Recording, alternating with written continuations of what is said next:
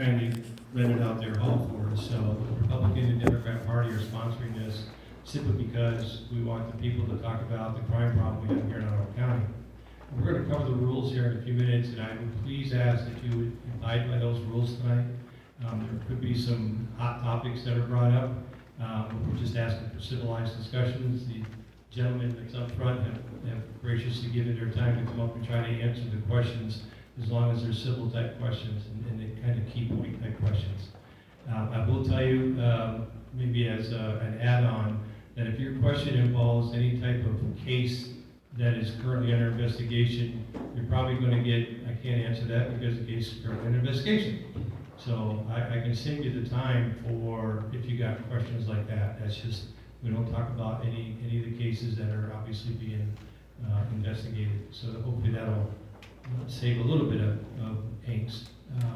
But we do know you have lots of questions. We will be starting with questions that were emailed in by people that either A, couldn't be here, or they just went ahead and emailed their question because maybe they're camera shy, I'm not sure. But we do have a list of questions for just about every one of the panel members that are here. And what I'll do is we'll start down to the right. If the panel members will introduce themselves, we greatly appreciate it. Well, good evening, everybody. My name is Charles Addington. I'm the Executive Director of Public Safety for the Ottawa Nation. I'm David Dean, I'm the sheriff. Thomas Anderson. What speaker is that? Most of you know me by Hightower. I'm the Chief of Police for the City of Miami. I'm Doug Hewitt, I'm the district attorney.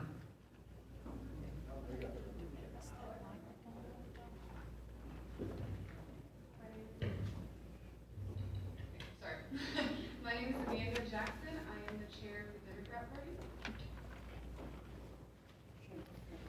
I'm Rick Aldridge. I'm the chairman for the Republican Committee. I'm Ben Loring, I'm the city attorney for the city of Miami, formerly district attorney.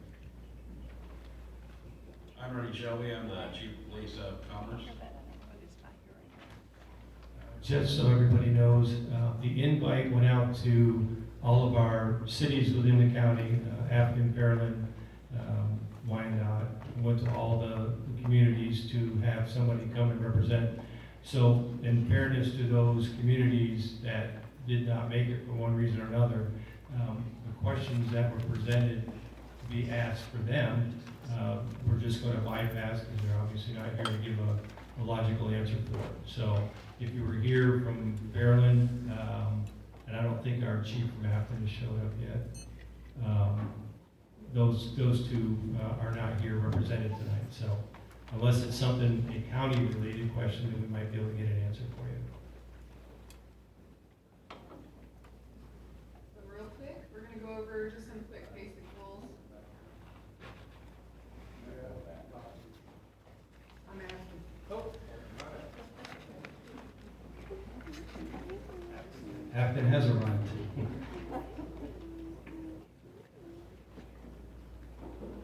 So this will be, as Rick said, we have some questions that were emailed in, so we will take turns. We're going to go back and forth. We'll go through those. Once we are done, if you have a question, if you could just line up right here at this podium in an orderly fashion so you may ask your question. You'll be given approximately 3 minutes to ask your question or state your concerns. After that, if you have more, just make it to the back of the line and then we can move forward. If there are any questions that are inappropriate, we have the right to deem those unnecessary and not answer them, as Rick said. And then, if there are any, all citizens and speakers are to conduct themselves in a civil manner. That's all I have to say. It's pretty simple. Would you introduce yourself, please, sir? My name is Travis McMahon. I'm police chief of Afton. All right, we're going to get started. We'll get right into some of the questions that were posed and presented to us. I will say as well that I just, within like couple minutes ago, got some emailed to me. If you or any audience, you emailed them to me, I guess you're gonna have to go to the podium because we don't have time to sit there and write them down and go through them. So I appreciate the questions. We did get an awful lot of questions from the community. It was awesome. I greatly appreciate it. And as we said, just because of sensitivity in cases, we're not allowed to ask those questions. And then if there were names attached to those emails, those questions, they got scrubbed. So obviously for a lot of reasons. Okay, the first thing though, before we even get started with the questions, we did get an email that I want to read because it's actually quite good. For police officers and staff taking calls have been so professional and helpful. The questions that I'm asking are to understand the perspective of the police department and law enforcement, not to critique. And the gentleman that sent those in does have some very good questions that were, very thought-provoking. So it was actually kind of nice to get an email from one of our citizens anyway, that kind of applauded what our police department, law enforcement does within the county. Which, by the way, my personal opinion is they do an exceptional job in the committee, or in the county, so. But our first question right off the bat, and it's for, Miami Police Department and District Attorney. We can handle these however you guys want to. The first question is, are all police reports submitted to the DA office by the Miami Police Department regarding the teenagers vandalizing and stealing from local businesses?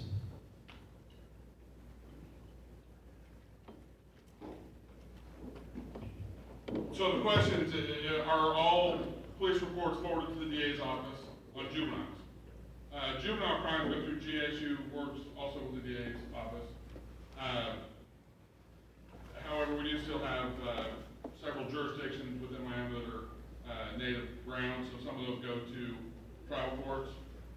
Anything that we have prosecutable, yes, we absolutely submit those to the appropriate people to get prosecution on juveniles. Thank you. I think that's probably well answered. Next question is, we had several break-ins over a 2-3 year period where we were told by the responding officers, 2 different officers they highlighted, that no report would be filed unless we were filing an insurance claim. Basically, the question is, that's standard procedure. No, an insurance claim has nothing to do with filing a police report. If you're a victim of a crime, you have an absolute right to file a report. I don't know who those officers are, what the incident was, but if you were a victim of a crime, you have an absolute right to make a police report. Insurance is irrelevant to criminal proceedings. Okay, appreciate it, thank you. Okay, are reports of these types of break-ins, including forcible entry with broken windows, included in reported crime statistics? Yes, burglaries, vandalism, those are all reported.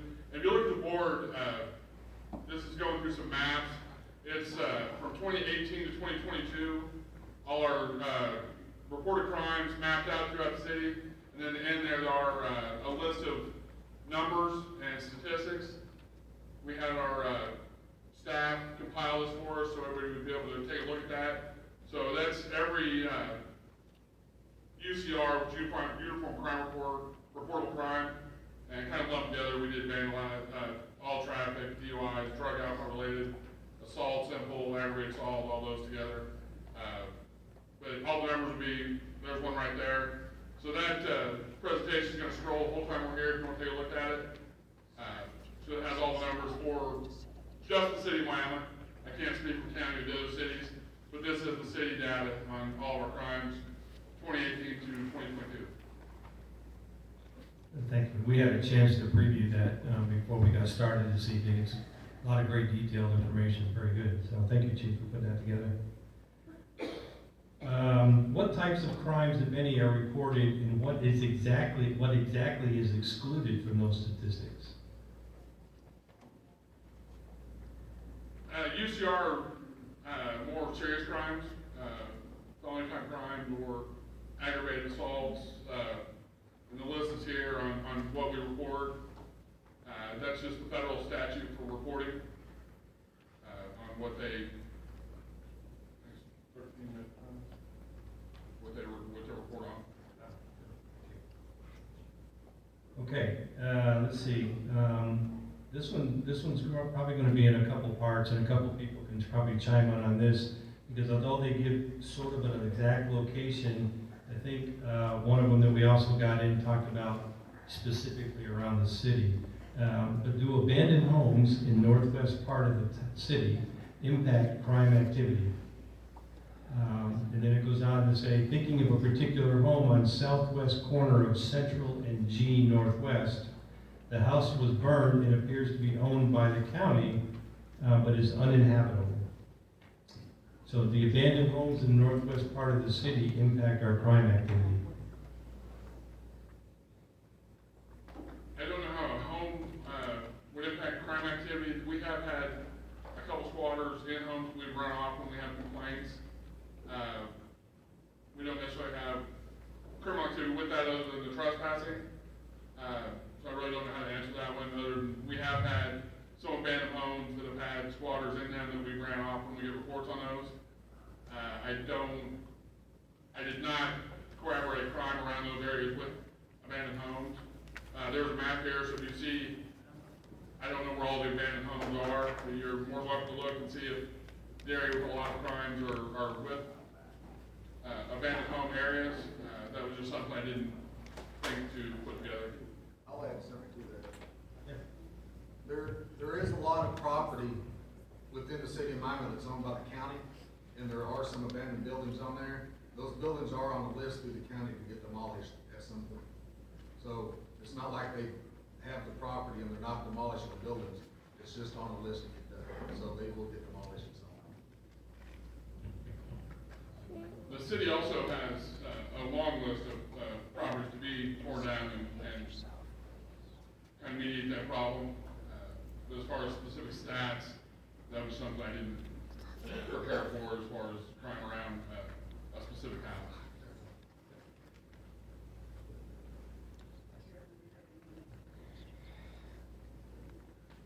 What can we do as neighbors to support police department activity and reduce crime? This is specific to the northwest part of town, but I would say as a whole, what could we do? As a whole, absolutely, you need to notify us. A lot of people don't like to call the police, don't want to get involved, but love to say there's a problem. If we don't know it, I have at any time generally 5 people on the street, and they can't be everywhere in town at all times. So we need to community yourself. We need to be a community partnership. If we can get our citizens to let us know what's going on, when and where, or tell us, hey, I think something's suspicious here, and let us be more proactive to help us, then we can work together, police and citizens, and help crime, and be a lot more effective. But that's the biggest thing, and you see it everywhere. See something, say something, and don't be afraid of it. Like to pitch in just a little bit here. One of the things that makes it very easy for us sometimes to break a case, to know who the perpetrator is if we have good high-quality video. Ring doorbells have really changed things on some of these cases. So if you've got one and you know something that's happened, for goodness sake, save it.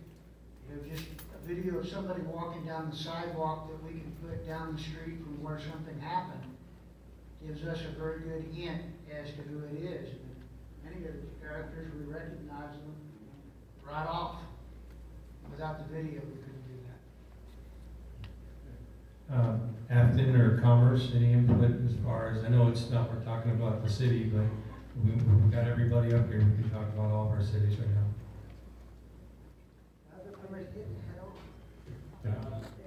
I've seen more and more people putting it on Facebook instead of calling us. Please don't post it on Facebook, call us. We don't, like Darryl said, we don't know if nobody tells us, we don't know. And then we see it on Facebook and people complaining that we're not doing anything, we don't know. Well, what happens when you tell somebody and still nothing happens? Depends on what Gee the whiz, problem is. go to the police department. Okay, Put in your we're complaint. not gonna shout from the audience. If you want to ask a question here in a little while, then we'll do that, okay? Thank you.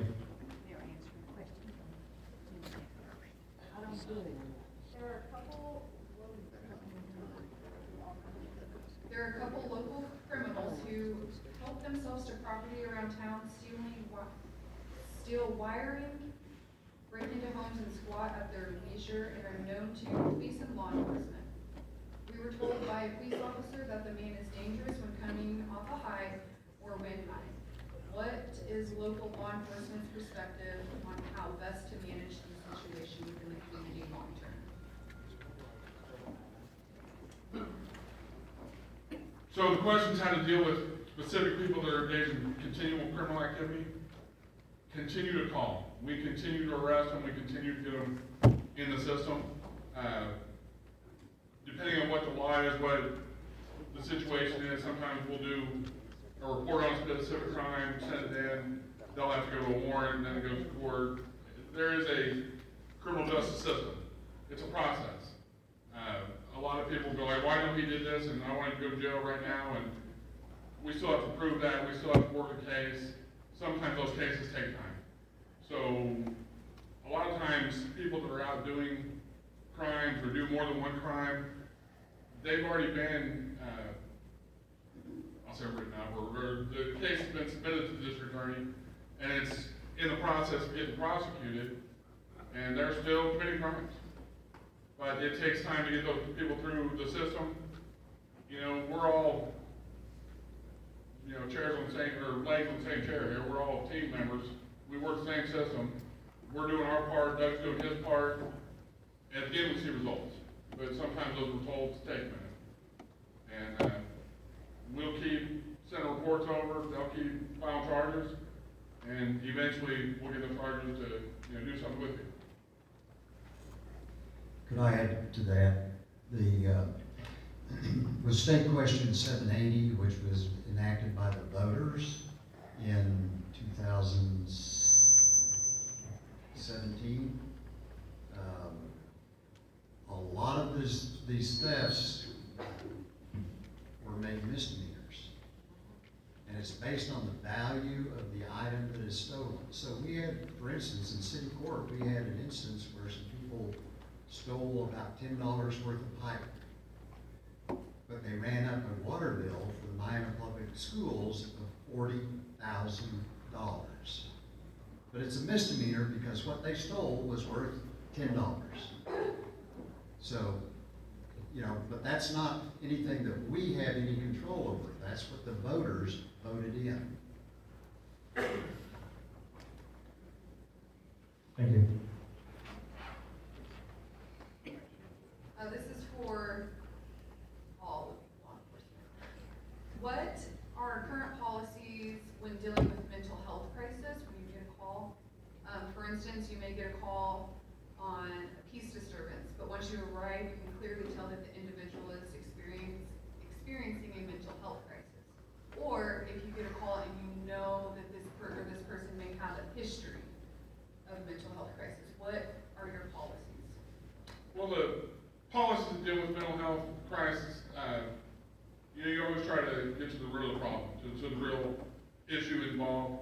And if you determine that's a mental health issue, then you deal with the mental health issue. And depending on where they're at, what we do, we have another community partner ground with mental health, and we'll transport them to a licensed mental health professional.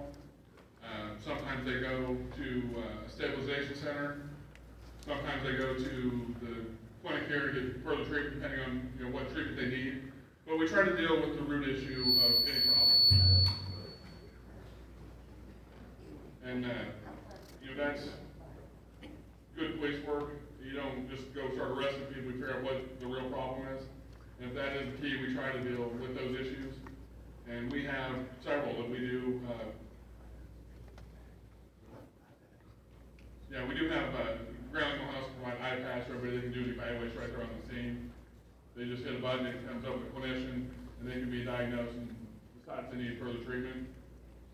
And we work with ground mental health every day to deal with mental health issues.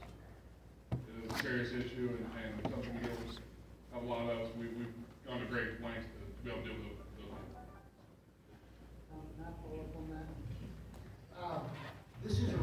problem for law enforcement at all levels. A lot of the people that my office deals with, they have committed a crime, but many of them have committed a crime. His name is Aaron.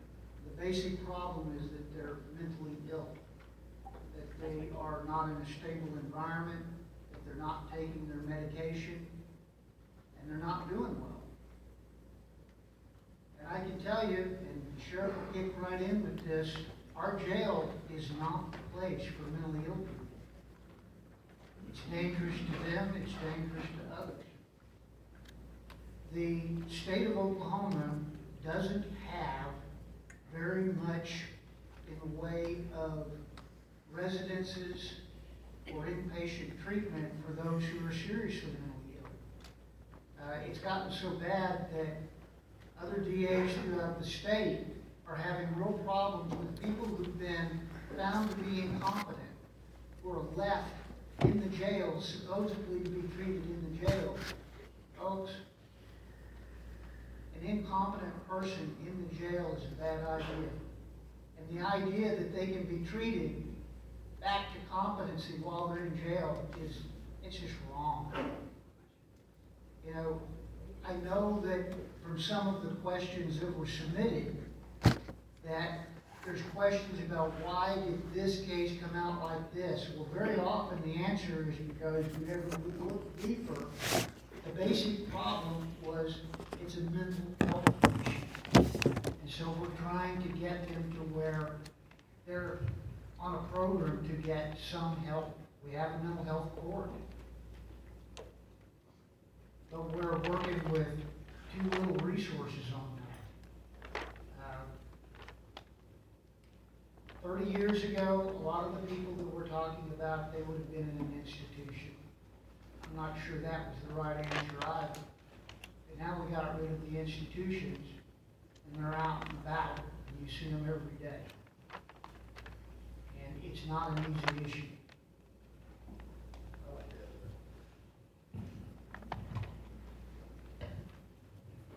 When Doug started talking about the Department of Mental Health, well, I'm butting heads with the Department of Mental Health because we have 2 of those incompetent individuals in our jail.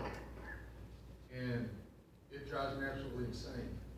Sorry for the pun. Because it is not where they need to be.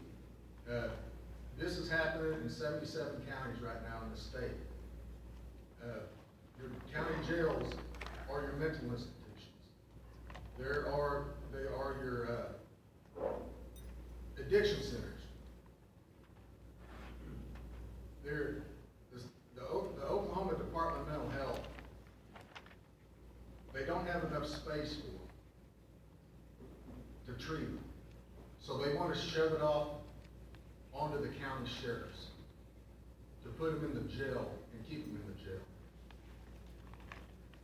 Last session, they attempted to pass, which it almost did, and thank goodness for the governor for once, it got vetoed. But they tried to pass, the Department of Oklahoma Mental Health tried to pass a bill to where they didn't have to take those individuals that had been found incompetent out of the county jail, that they could keep them in that county jail and treat them. That is not the way the state statute reads. Every senator voted for it, every state rep voted for it except for one. And luckily, it went to the governor and he vetoed it. Or that would be something that would be on every sheriff in this state. If you look at Tulsa County, the Tulsa County Sheriff's fighting it, the Tulsa County DA's fighting it, I'm fighting it, I've sent emails, Doug's backed me on it. It's a bad problem within the whole state. But I'll tell you now, I was at a meeting and I've heard Grand Lake Mental Health be proud of how many places that they've shut down. You know, housing for the mentally ill. They were happy to shut these places down because it saved them money. Well, that doesn't help nobody. It doesn't help nobody in this state. Everybody in that jail is either an addict or has a mental health issue. Just about every one of them. I've got two people in there that I can't separate that are incompetent. They've been deemed incompetent by the state, so they are being treated in the jail until they find competency. Well, that may not be evident. It could, and you can't separate them, so they're in danger. What are we supposed to do? I've sent letters to the state, I've sent letters to the congressman, I've sent letters to everybody, and explained to them that once the citizens find out this is happening, and something happens to one of these individuals, and they get beat up or hurt, guess what's gonna happen? They ain't gonna care that the state of Oklahoma Department of Mental Health closed their doors somewhere. They're gonna care about us getting sued. Okay? That's happening. State law says once they are found incompetent, they have to find a bed for them. They have to find a bed for them. They don't have no beds. And they're not trying to get any beds. They don't care. I'm telling you, they want to dump it on us, which is dumping it on me. So mental health is a major issue in this state, in this county, and 77 counties in the state. And it's sad, because those individuals do not need to be in a county jail. We've had them in there throwing poop on walls, throwing poop at jailers, throwing poop at officers. And you know what they tell us? We're waiting on a bed. They'll go get treatment, they'll send them to where, oh boy, they can stay in jail. You know what happens when they run out of medicine? Absolutely nothing. And they're back at throwing poop medicine. The Oklahoma Department of Mental Health needs to hear from you all. You need to get with your state reps, you need to get with your state senators, and tell them not to pass this stupid bill that they're gonna try to pass again when it goes in session in February. Because it's a shame, and it's not helping nobody. I'll get off my soapbox. I'd like to add a little more to that. The bottom line is the mental health system and the drug rehabilitation system in the state of Oklahoma is completely broken. The laws are broken. Financing of doing any kind of rehabilitation is broken. The only way that we can force somebody to get some mental health treatment is if they are an imminent threat of harm to themselves or someone else. In other words, they have to be holding the gun to their head. Then we can do something. But what happens is they go to a evaluation center, they look at them for 24 hours and say, oh, they're okay now, so they turn them loose. That is not rehabilitation. Rehabilitation simply does not exist in the state of Oklahoma today. And it's the legislature's fault. They are more interested in cutting funding, cutting the cost to the taxpayers so that they can cut taxes, than fixing any of these problems. Let me add something else. Boy, you started mental health. Some crazy guy. You will see certain individuals walking around this town that you know are mentally ill. A lot of people will call in and say that they're on drugs. They're not on drugs. They have a mental health issue, okay? Now, they may be taking drugs on top of that, but if you can control the mental health problem of them, that helps control the drug part of it. We all have seen the gentleman that walks up and down, waving his arms all over this town until about 2 or 3 months ago, okay? He was always getting in jail. He was always getting put in jail because he was trespassing and causing a problem, okay? Honestly, we got together in the jail. We feel sorry for the guy because he's not in there because he's addict. He's in there because he needs mental health issues. So we finally got mental health in there, and you know what? He don't want nothing to do with it. He didn't want nothing to do with it. You can't force him on him, okay?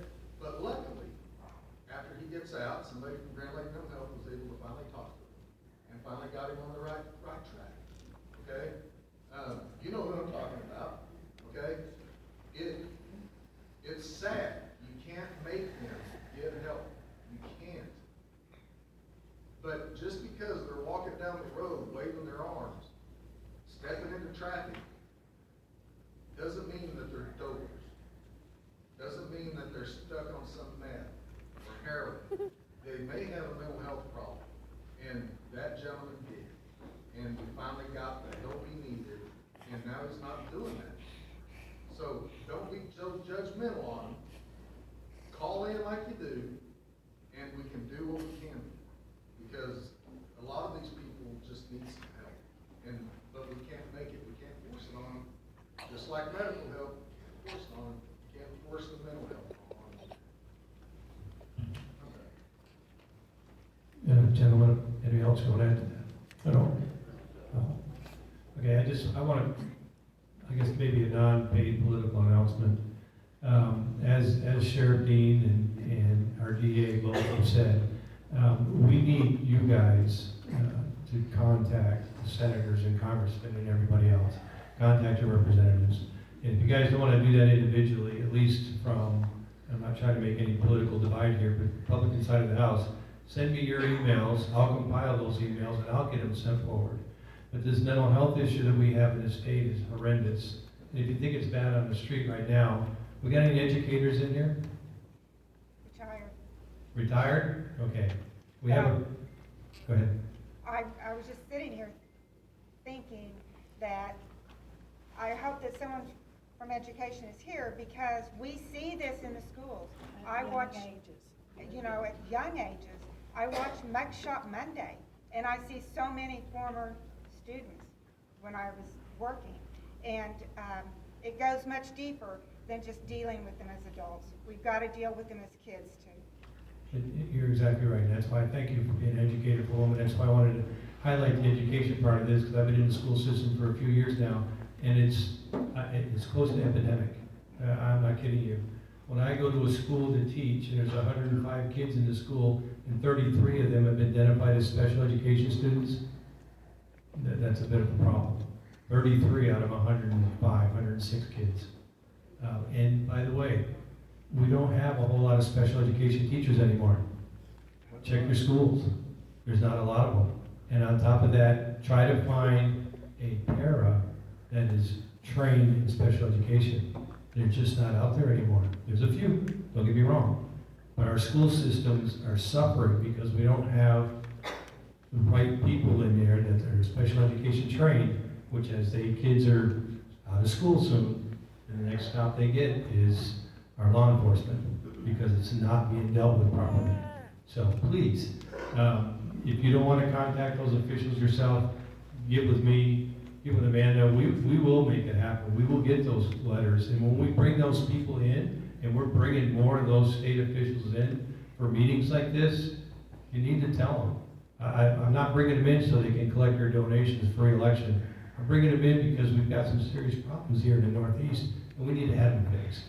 So, commercial time's over. Thank you, Nora. Okay. Next one. Okay. Okay, this one will be interesting. This is going to kind of impact all of the law enforcement because we have a little bit of an epidemic that may be good, may be bad. But here we go.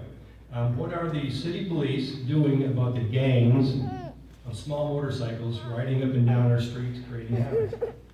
This havoc consists of speeding, recklessness, darting in and out of traffic, businesses without signaling, yada, yada, yada. Some of these bikes, some of these mini bikes, are not even street legal, insured, or licensed. This is happening on a lot of our city streets. And I know it's not just within Miami that these things are popping up, so I'll turn it over to whoever would like to answer that. Yeah, so the questions about these packs of bikes, and it has been a serious issue. Everybody read what happened in Joplin last week, the motorcycle run from police, in the 2 fatalities. It was a horrible tragedy, and that happens. We have one of the little mini bikes, our storage right now. They ran from us the other day, ditched it. We're not giving it back, it's not registered, we don't know who owns it. So, but we have been discussing some strategies that we're going to employ to deal with these and make sure they're at least legal on the road. And because we do want to keep, it has risen and become an issue that we get several calls on. So we do have some new strategies we're going to start deploying and some select enforcement, and hopefully make sure all those people that are out enjoying their bikes will do it legally.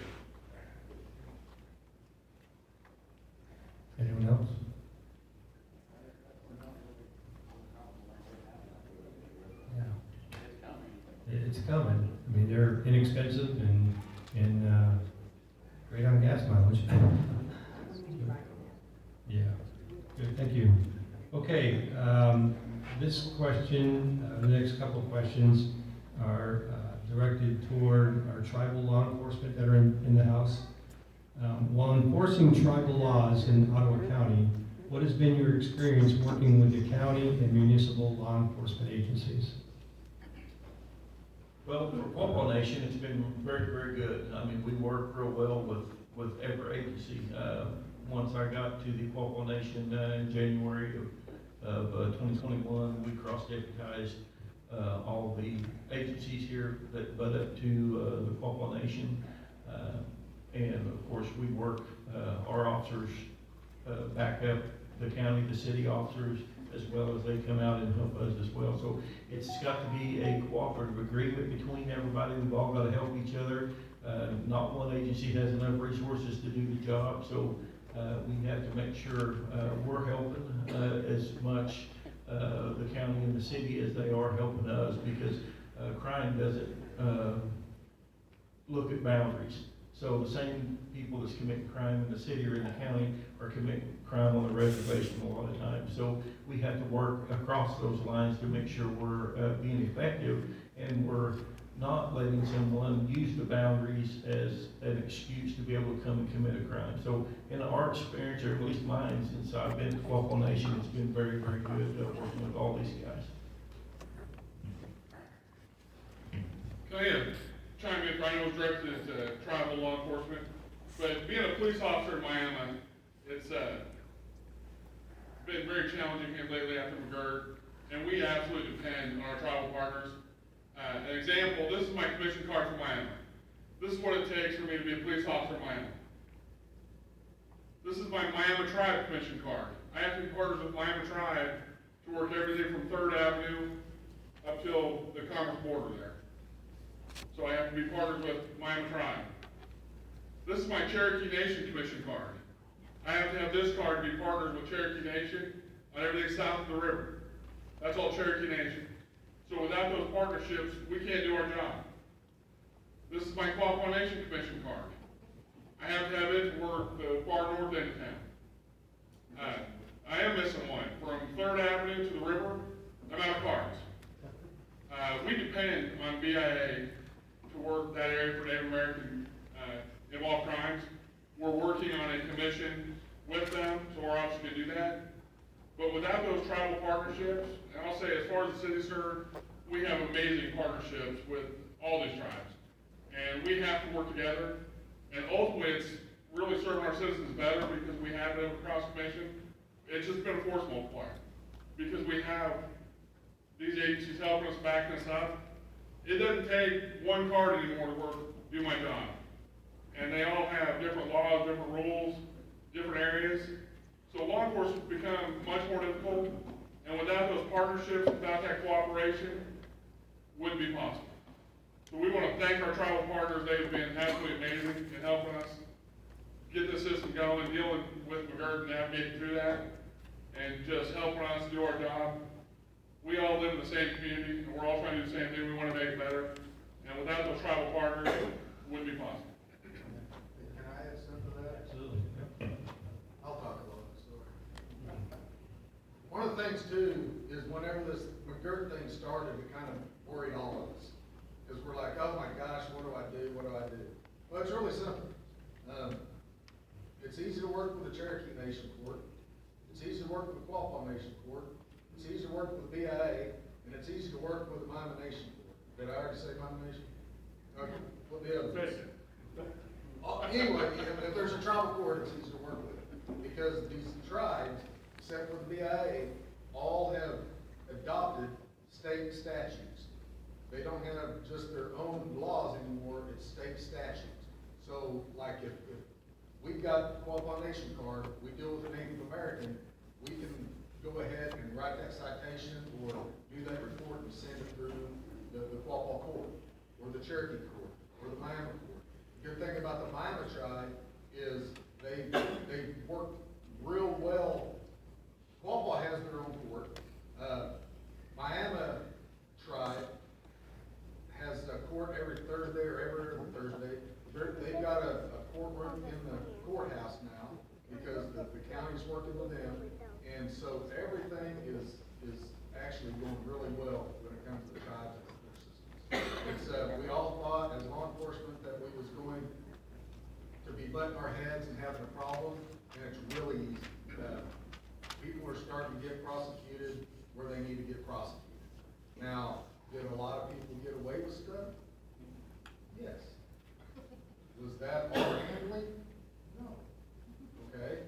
But this DA over here has helped us out tremendously. Because he's guided us down the right path, sending the paperwork where it needs to be, and everything else. So everything's getting lined out. But there are crimes, hey, there was crimes that was committed in that county jail. There was an escape. Some of those guys didn't get charged at all. That's irritating. It is irritating, but it's something that I gotta live with, you gotta live with, and we're working through it. So it's really working well with the tribes right now. And for us smaller departments, I know with Commerce, we work very closely with Wawa Marshals. It really helps us out because we only have usually one officer on per shift. And Charlie has been good enough to have these guys coming back to us on just about every call we go on. So we're not alone anymore. And my officers really appreciate the tribal help.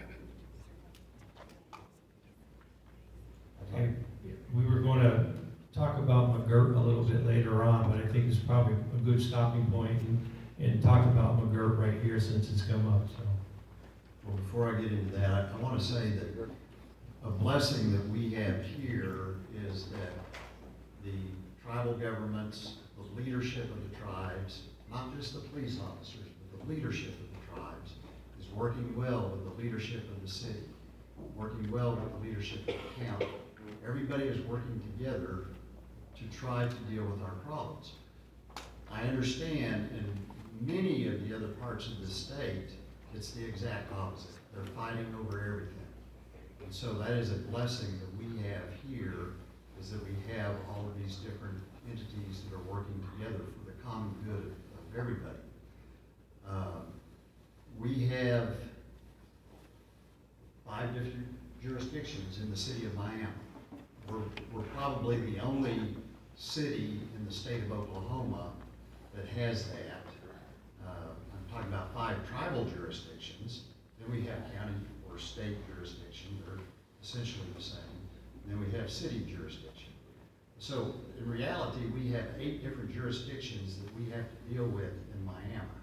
And if you don't think that that complicates our problems, it does. Miami, Oklahoma has been affected more adversely by the McGirt decision than any other place in the state of Oklahoma. Almost every other city in the state of Oklahoma that was affected by McGirt, it was the city, the county, the state, and 1 tribe. When you add them all up, we got 8 or 9. I can't do that math. It's a problem. Yeah? Okay, yeah, because of the feds. Right. And that is another major part of our problem that we had for so long here, when we went for a long period of time when the feds didn't do their job.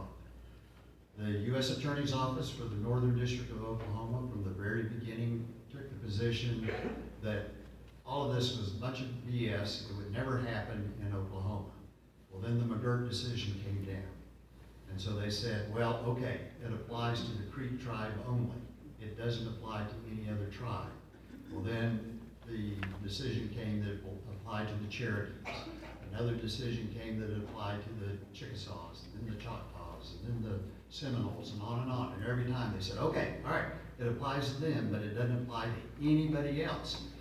And they refused to prosecute the crimes that only they could prosecute under the federal law. After all the civilized tribes were determined that they had to prosecute those crimes, they said, okay, it applies to the civilized tribes, but it sure as hell doesn't apply to those tribes up in northeast Oklahoma, up in Ottawa County, until the decision was made that it applied to the Quapaw tribe. And they said, okay, it'll apply to the Quapaw tribe, but we're not going to prosecute anybody when the crime is committed within any of the other tribal jurisdictions. So what the tribal leadership here has done in a very responsible way to address this issue, after the state courts here in Ottawa County ruled, okay, McGirt applies to all of these tribes, the federal government is the only one that can prosecute these major crimes. The U.S. Attorney's Office said, we don't care what a district court says. We need a federal court or the highest court of the state of Oklahoma to tell us that we have to do that. So the tribal leaders got together and they filed a lawsuit in federal court and said, we are jurisdictions. We need to make a judicial determination that we are reservations, and that the federal government, the U.S. Attorney's Office, has the obligation of prosecuting those crimes that they're responsible for prosecuting on tribal land. They even went so far, our tribal leaders went so far as to hire an assistant U.S. attorney that would prosecute cases federally here in Ottawa County. But the Department of Justice and the U.S. Attorney's Office has blocked that person from being able to do their job. It's a matter of arrogance and it's a matter of pride. They were wrong from the beginning, they were wrong every step of the way, and they refused to admit that they were wrong, and they are still doing everything that they can to not do their job. And it's hurting you.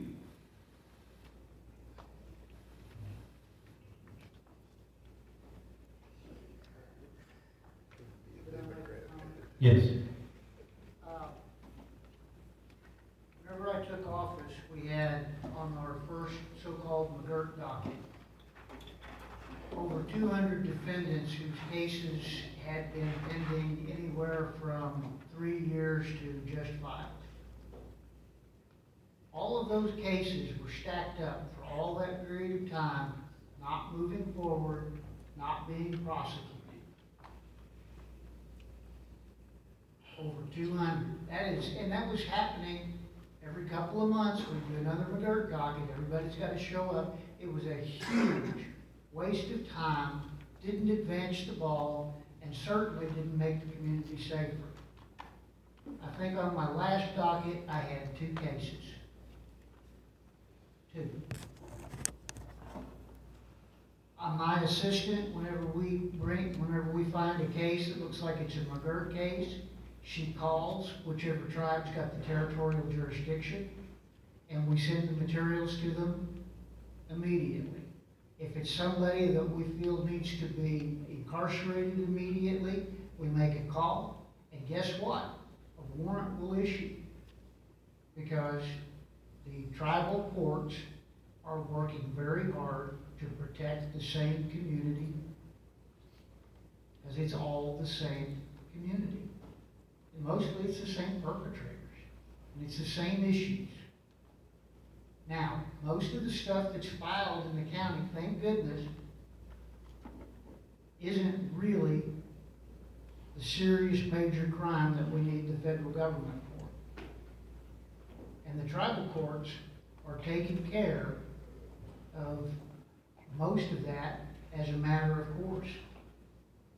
I don't understand why the Northern District U.S. Attorney has refused to take the major crime cases out of Ottawa County. It really puts us in an ugly, ugly bind. It means that we've really been abandoned. It's deeply offensive to me because I've practiced Native American law for quite a while now. It's not new to me. It's not a surprise to me.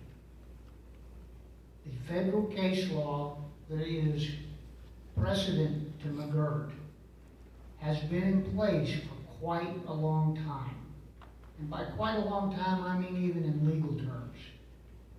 Whenever Murphy came out, which was the 10th Circuit decision that preceded McGirt, they made a very pointed reference to Oklahoma's courts failing to apply the applicable federal law in the 2005 hearing before the Court of Criminal Appeals. 12 years later, the federal court says, you guys need to do some reading and follow the law. Then we got McGirt, and the state of Oklahoma, in many parts, has been extremely resistant to the McGirt decision. Okay, I get it. It's a big change. I didn't think the Supreme Court would do that, but they did. This county, we're making progress. We're working with our tribal partners, and our tribal partners are working with us so that we don't have gaps in jurisdiction.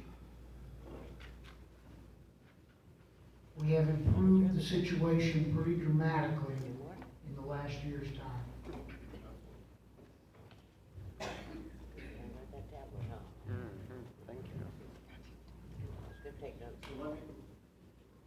Let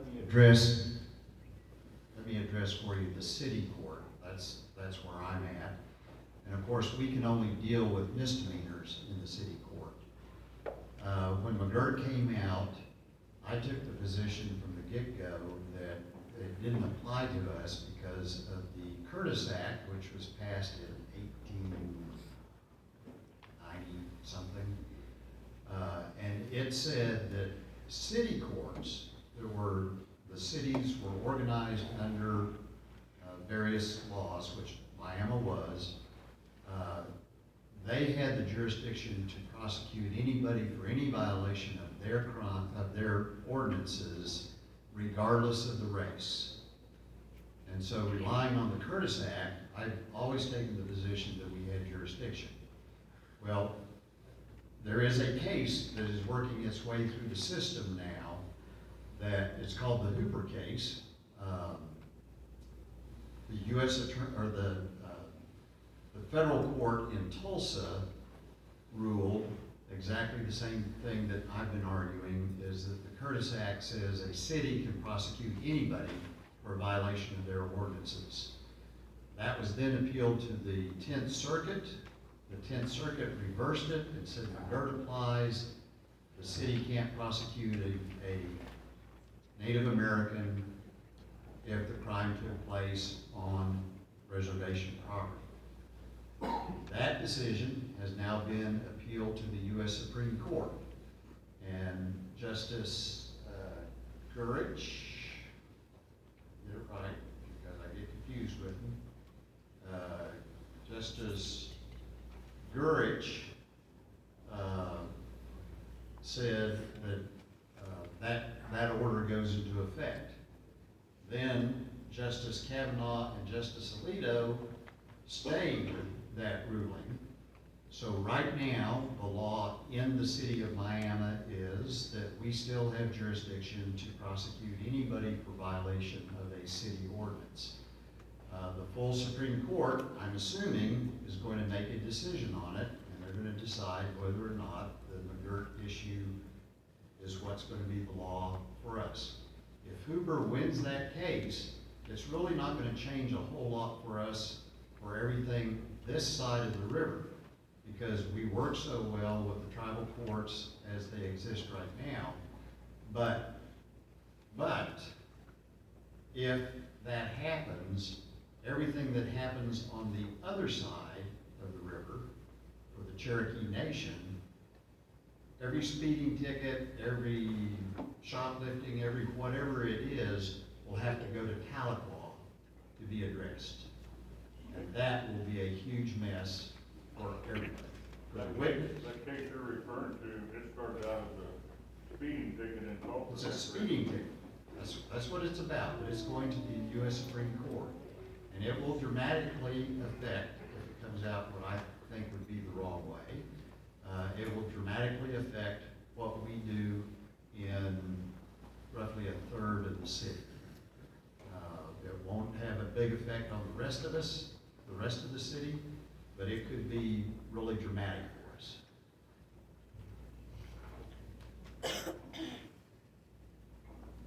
All right, thank you. It's a good discussion on some of those things. Next question for our tribal folks. Are probable cause affidavits been handled efficiently and effectively in working with the DA's office?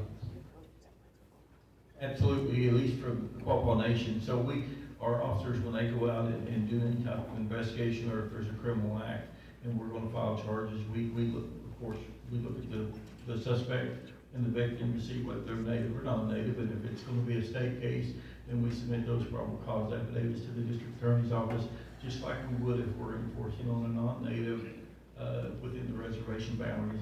It's no different. So the same thing happens on the tribal court side. If we were to submit charges through the tribal court, we submit a probable cause affidavit through the tribal court, just like we would through the DA's office as well. It just goes to the proper court, depending on whether you're native or non-native. And then the last one I have for the tribal folks specifically is, what is the current arrest and conviction numbers of the tribes? I don't know, I can't tell you what the conviction numbers, because I don't have those readily available to me, but I can tell you, prior to Lawhorn in 2020, the tribal court had, I think, 26 cases that went through the tribal courts. Just this year alone, up till August from the first of the year, they're up to 207 already, and our incarceration rate, so before, was very low, just because of Oklahoma being a what we call checkerboard jurisdiction, where one house claim be on travel land, and the next 2 or 3 not, where we didn't have the jurisdiction. So now the actual incarceration rate, or the number of people we're having to deal with by putting them in jail or going through the court system, has really increased drastically. I know this last month, the numbers were the highest for us that we've had since the Lawhorn decision. Okay, we'll move over to the district attorney for a second. Sir, what were the biggest obstacles when you first took office, and have those obstacles been lessened?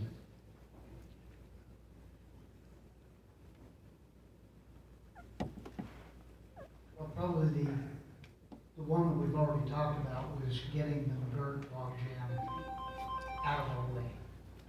That was a big obstacle. Another one was that we had an extraordinary backlog of case submissions that had not been worked, charges hadn't been filed. We addressed the ones that we could, and by that I mean criminal cases for prosecution, they do not get better with time. Some of the cases were too old, witnesses had moved away, evidence wasn't available. We just couldn't do much with them. But going forward, what we have done is that we file cases in a timely manner. By a timely manner, most cases are filed within 2 days of the probable cause affidavit coming to us. That was not the case in the past. I will give you an example. The numbers will probably help you understand this. Traffic tickets, we really don't have much to do with. The officers write the ticket, it comes to the county, it gets filed. Most people pay the ticket. The only ones that we deal with are the ones where people want a trial or a hearing or to negotiate, just a handful out of them. The traffic ticket numbers from this year and last year are practically identical. In other words, the same number of traffic tickets have been written last year as have been written to this year at this time. On misdemeanors, our filings are up over 30% from this time last year. On felony filings in Ottawa County, we're up 50% from last year. 50%. We are filing the cases. We are conducting preliminary hearings. We're moving stuff through. Like anything, any state organization, any law enforcement organization, we have had real challenges in hiring enough good quality people for our office. One of the challenges I had was when I needed to hire attorneys, and I put up my ads and all that. Something changed with COVID. 4 years ago, pre-COVID, I probably could have heated my home on the resumes that I could expect to receive. I couldn't get anybody to apply for a job. I'm serious as a heart attack. I mean, we had to go out and, work connections, talk to people, paid money to post it nationwide, got a couple of really fine attorneys from out of state. It's been a challenge. We're getting there. We're not where we want to be, but we're well ahead of where we were 6 months ago. Thank you. Let's see. The question is, for the DA's office is, what is the DA office doing to continue to elevate positive changes within the offices?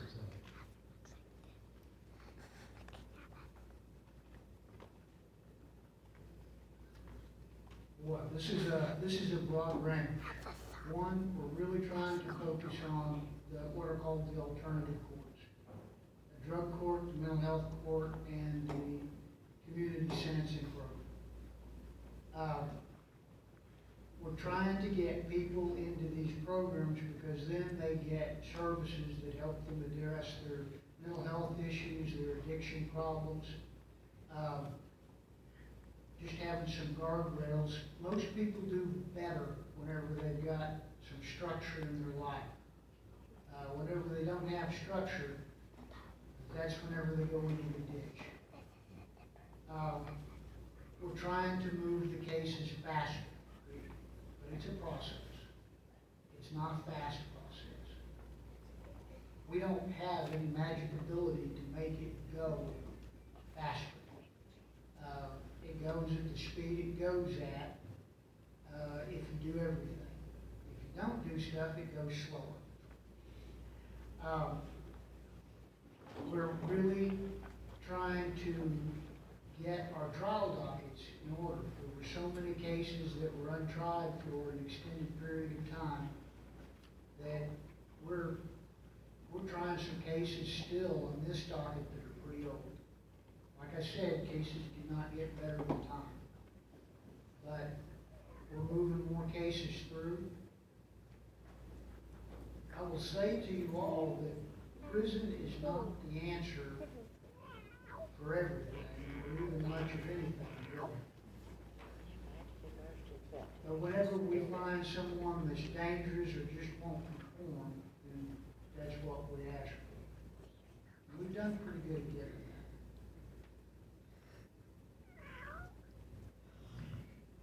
Thank you.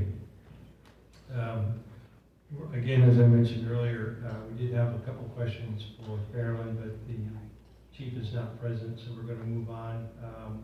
Commerce. First question that was presented to us is, why was an officer kept on duty that wrecked city vehicles? I don't know the case, so. We had one accident with an officer, and I mean, you know, it happened, he was in pursuit of another vehicle. It was not his fault, so no fault towards the officer, he was allowed to keep working. Very good. And again, these are the questions that were presented to us, so we're just giving these feedback to you guys. What is being done to enforce the new speed limits in the city of Miami? Or excuse me, city of Commerce? I could ask that one a lot, I'm still working on that. I don't really agree with a lot of the speed limits, that was from a previous administration, that I think some of them are ridiculous. I don't think, my patrol cars won't idle at 15 miles an hour. And so I don't agree with all of them, so I don't allow my guys to write tickets in those areas. The more high-speed areas where the speed limit is higher, yes, we will enforce those speed limits. The 15-mile-per-hour ones, again, I don't agree with, and I'm trying to get those effectively changed as quickly as possible. Like my patrol cars just can't do it, unless we ride our brakes the whole time. Right. Thank you. Last one, Chief. I found interesting. Is the rumor true that the Quapaw Marshals want to take over policing the city of Commerce? And would that actually save the taxpayers money? Hold off, Ernie. Charlie, you want this one? That'll be no. I get asked that a lot, I tell everybody just like Charlie does, no, absolutely, they don't want us. We're probably wondering how many don't. I don't know if that's a good thing or bad thing. It's commerce. Thank you, Chief. Okay, we're going to move on to some questions we have for the county sheriff. And I also know that he has something he wants to present to you. But also, guys, I want you to take note, I didn't have enough for everybody. But in the chairs provided for you were two things. One of which was a list of accomplishments that the sheriff and his staff have accomplished just since taking over as your county sheriff. I would encourage you to please look at that list. And like you've heard up and down here several times, it's great to watch and listen to Facebook, but now you got a list of close to 100, I think it was, items that the county sheriff and his staff have been able to complete just since he took office. But I'll turn it over to the sheriff here in a second. But Sheriff Dean, how many inmates are currently jailed at the jail? Currently, there was 104 this morning. We can safely hold, well, the fire department says that we can hold 124. But here's the deal. I cannot deny an inmate. So if we're at 124 and 10 come in, I've got to take it.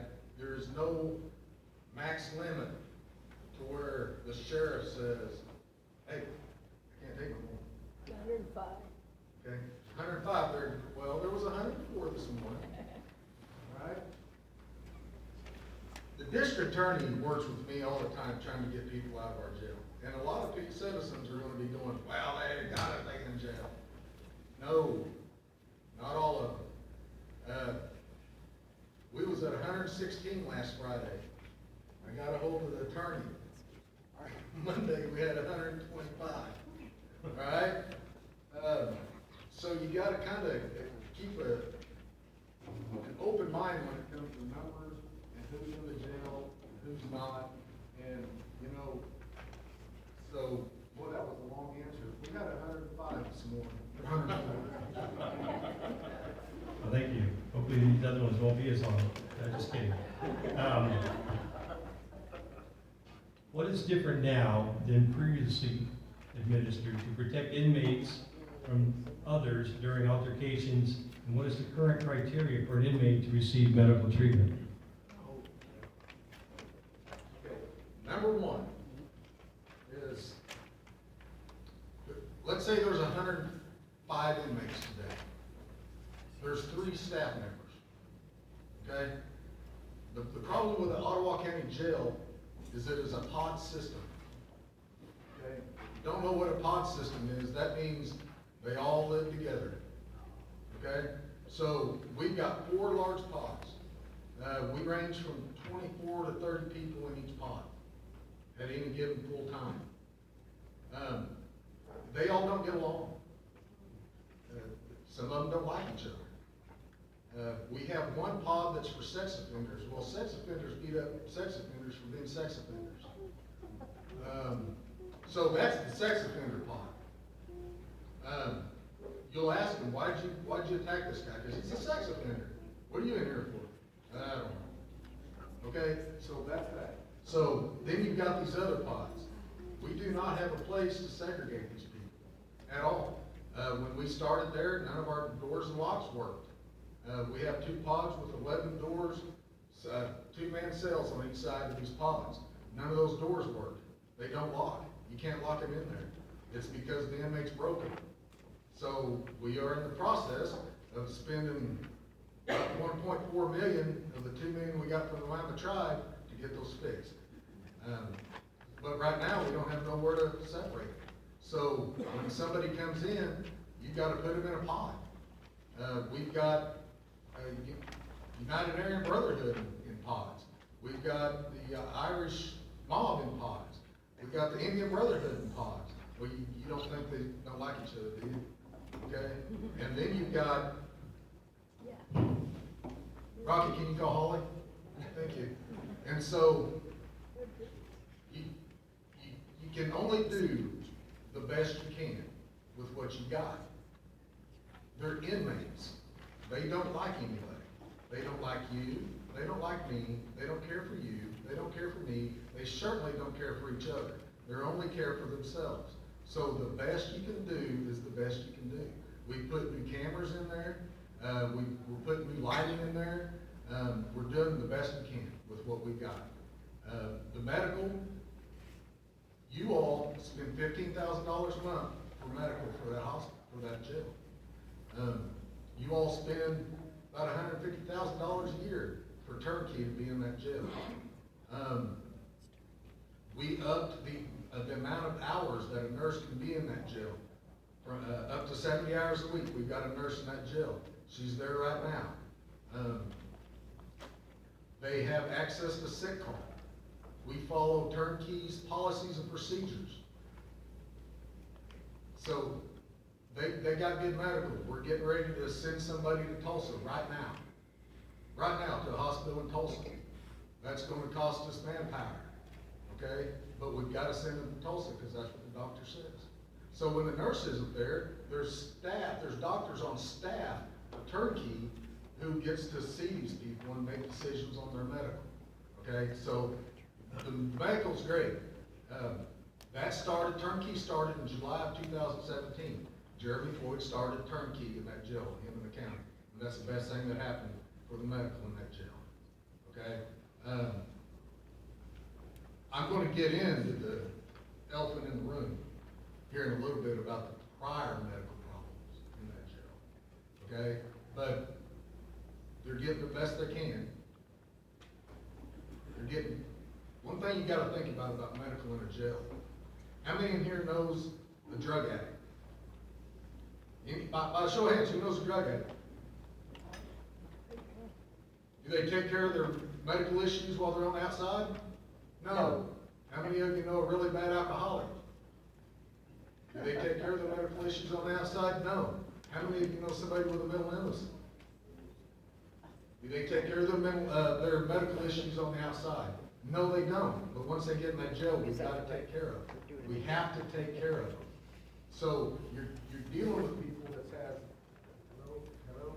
So you're dealing with people that has, I broke it, okay. So you're dealing with people that have prior medical problems that they've never dealt with before, they didn't care about them before. And past, just all kinds of medical stuff they didn't know about, stuff they knew about and they didn't take care of. So we've got to take care of them from day one. So it's there, it's set up for them the best we can, and I'm telling you, you can't keep people from fighting each other in those pods. You can't do it. All you can do is the best you can. We file on every one of them. If there's damage in the jail, we file on them. If they beat each other up, we file on them.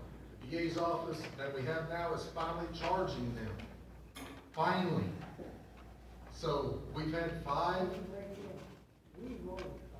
Well, no, this DA's office has always filed them for us. Okay? When it comes to the Native Americans that was causing all the problems in our jail, we've got 5 that's going to federal prison for that. So stuff's being done with it. It's just you can't stop it. You're not going to stop it. They're inmates. They don't like each other. They don't like nobody. So that's another long answer.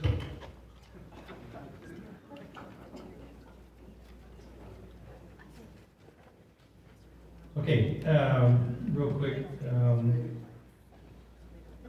won't say real quick. What is the biggest obstacles when you first took the office of county sheriff, and how have those obstacles lessened? This ain't gonna be quick. I'll say it in one word, everything. Everything. That jail was a part of my parents' crap hole. You can't polish a turd, folks. You can't. Has anybody tried? You can't polish a turd. But we're trying. It's getting shinier every day. Okay? Every one of those glass windows in that jail was busted out when I walked in there. When we walked in there. Every one of them was busted out. There wasn't a window that you could see through in that jail. We've replaced every one of them with the stuff that they can't bust. They try it daily. They throw bumps at them. They throw chairs at them.